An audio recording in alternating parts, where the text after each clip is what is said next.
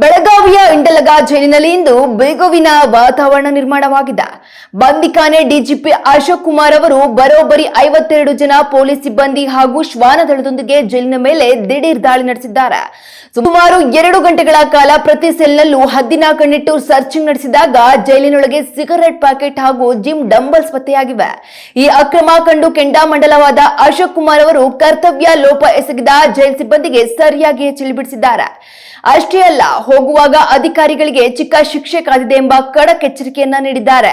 ಒಟ್ಟಿನಲ್ಲಿ ಜೈಲಿನೊಳಗೆ ರಾಜಾತಿಥ್ಯಕ್ಕೆ ಈ ದಾಳಿಯ ಮೂಲಕ ಬ್ರೇಕ್ ಹಾಕಲು ಪೊಲೀಸರು ಮುಂದಾಗಿದ್ದಾರೆ. ಜೈಲುಗಳ ಅಕ್ರಮಕ್ಕೆ ಕಡಿವಾಣ ಬೀಳುತ್ತಾ ಅಥವಾ ಇದು ಕೇವಲ ಒಂದು ದಿನದ ಕಾರ್ಯಾಚರಣೆಯಾಗಿ ಉಳಿಯುತ್ತಾ ಅಂತ ಕಾದು ನೋಡಬೇಕು.